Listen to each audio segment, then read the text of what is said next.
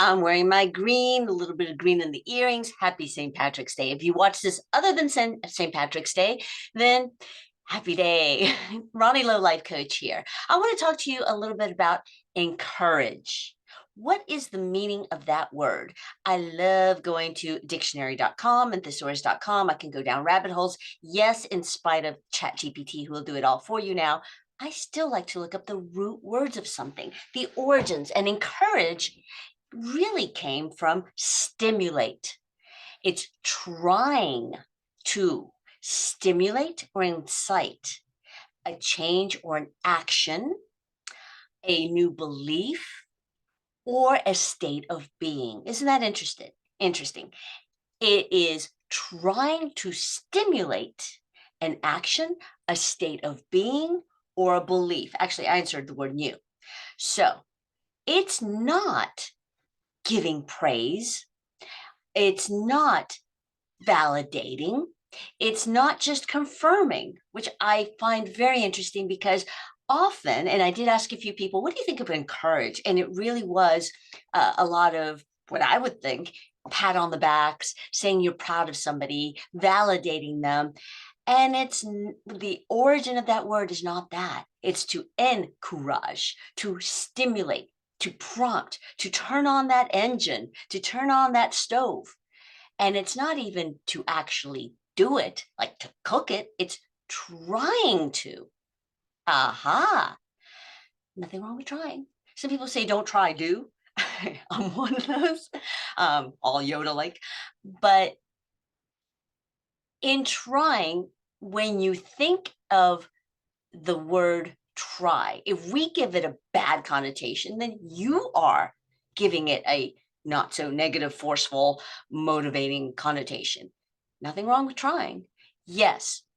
And that was a hard one on me, I'll admit, because I am one that says, don't try. There's no trying. You either do or you don't. But in that you do stimulate and try to stimulate, you're trying something as seeing if it works, or at least starting something. So you may not start that car, but you're trying to start that car. And that's the positive part. Okay. So even in just trying to encourage yourself, it's that first initial spark is what we're talking about. Then you give that word trying a new thought. I'm going to give you an example of something of how we change with my evidentiary thought work, evidence, how instead of just encouragement and cheering on, and cheerleaders are great because you're playing, the football players out there playing, and here's the roar and here's the chants, but it's really to cheer on the audience. The cheerleaders aren't facing the field and facing the football players. They're cheering you on. You're in the stands. They're cheering us on so that we can get all excited because the football players just know the ambiance. And because they also want to make the game great and fun for you. You're in the stands. I'm in the stands. They're really there to cheer us on, not just the team. Okay, so we all become one cohesive team. So I can go down rabbit holes, but it's not just cheering. It's you encouraging yourself or someone else. I, as a coach, I encourage not by clapping of the hand or saying I'm proud of somebody, but I get you to think of how to stimulate yourself. Like, what could you do? What is the possibility? What are some possible solutions? That kind of thing. Not what is the solution, but what are some probabilities, possibilities? And then you start to think. I stimulate your brain. I stimulate your thought. You start Googling your own brain. You start using your own search engine. They're all there. They're all here. They're all within us. That is woo-woo, but it's true woo-woo. You put the you in the woo and the woo in the you. It's there. You do your own search engine of what's already in there, what you already know. And Google doesn't try to give you encouragement. Google just gives you what is programmed in there, right? Or Bing, whatever search engine you use. So let's say encourage, okay? The other day, and I'm going to change a few of the details for confidentiality because it's the scenario and the outcome that counts with a client who plays a musical instrument, midlife, 50s, She got back into playing it. She used to be really good, according to her. I'm just giving you facts. Really good. Played in public, recitals a whole bit, studied music, left it for years. She started playing again, and she's really frustrated, or was really frustrated, because she's just not there. And every week we go through the same thing of she goes to the lessons and she practices.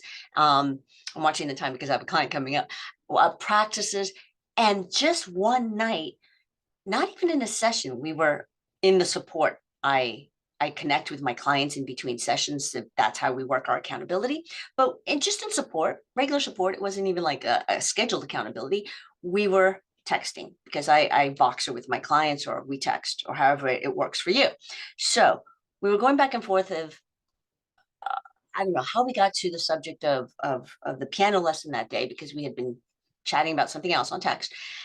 And yeah, she had done the piano lesson, and her teacher had told her, well, she was frustrated because she just wasn't as good as she wanted to be. Yeah, but I was frustrated. I wasn't that great.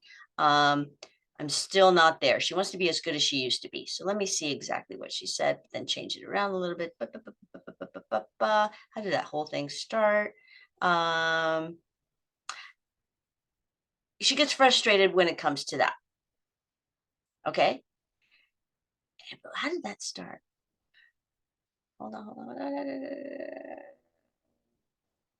Okay, so she had a piano lesson, and now I remember something else brought it on because it had been a crazy, crazy day. And then she had a piano lesson, and she was very hard on herself, and she kept banging the piano keys. You don't do that in piano, I suppose, unless you're supposed to. And her piano teacher said that was the best she had ever heard my client play since they started working together, in the lessons. That was the best she had heard her play, but seriously is what my client said. And so then we started going on about, and I'm going to fast forward through this, streamline it, about, okay, but what were you feeling? Well, I was frustrated. And what is that frustration from? Funnel it down. That frustration comes from fear and doubt. And the doubt comes from the fear that she'll never be as good as she once was.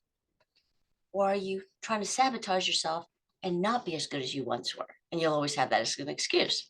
That's another thought. But anyway, it's really about the fear and the doubt of not being as good as she once was. Now, this isn't therapy. We're not going to go to that second tangent I almost just went to, but we didn't talk about that in the text. Like, oh, it's sabotage.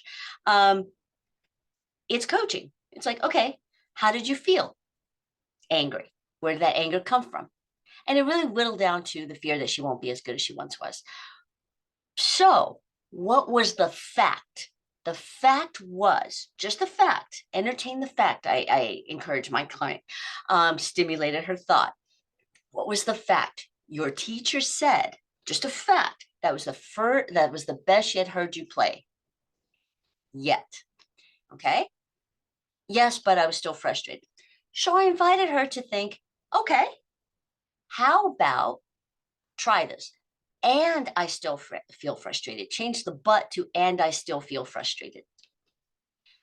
Yes, and I still feel frustrated, because we're the ones that give the connotation to frustrated. You felt frustrated. You felt frustrated. It's not good. It's not bad. It's not good. And like, oh yeah, that can be my motivator, my spur. Just and I felt frustrated. If you feel frustrated, it's just a fact. You did. It's not good. It's not bad. It just is. If you feel angry, you feel angry for a moment. It's not good or bad. It just is. That moment you felt angry. Okay. Don't qualify it good or bad, or you shouldn't. No, you did. You did. That's just a fact. You felt angry at that moment. So, and I felt frustrated. And so, dot, dot, dot. Why did you feel frustrated? She ended up streamlining, fast forwarding, frustrated because she's not as good as she wants to be. She wouldn't even go to as I can be. Okay, as you want to be. Now, go back to the fact that your teacher said that was the best since you first started. So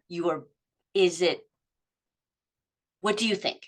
Is it that you are better factually, in her professional opinion, in her evaluation, just an evaluation of when you first started, not just an opinion, but an evaluation, and why. And she would, a teacher has to tell you why, because you're doing this better, you're doing this better, and you're doing this better. Therefore, this is how you are. This is where you are. This is the diagnosis, the analysis. So yes. So if you were not as good as you are today, then is it not a fact that you have improved? And so you had the capability of being better today. So now I'm talking this out with you, just you and me here on camera. If you are better today, then it is a fact that you have improved, right? So are you then capable, if you were capable a few months ago, you're capable today of being even better in the future? Just capable. Possibility. Yes, that's a fact. So it all turned out, fast forward again, just say, and I'm frustrated because, see, you're changing your thought. And I'm frustrated is real. Your brain will accept that, or her brain would accept that. Her brain would accept the fact that, yes, I felt frustrated. That's the truth. And I felt frustrated because I had this fear that I wouldn't be as good as I want to be. So how about changing that thought? And I felt frustrated because I had the fear. And I now know that I am capable. I'm just capable. There's a possibility that I can get even better because I was not as good as today. So there's the possibility of being better tomorrow and next month. Yes, she could accept that. She was saying that. She felt so much better, but not because of hope. And at first she went back to the hope. I hope. It's like, you want to hope? Hope. But in hope, is there that doubt or is that excitement? So we turned it all around to the very end of, I mean, it's a fact. It does not mean that you cannot get better. So what do you think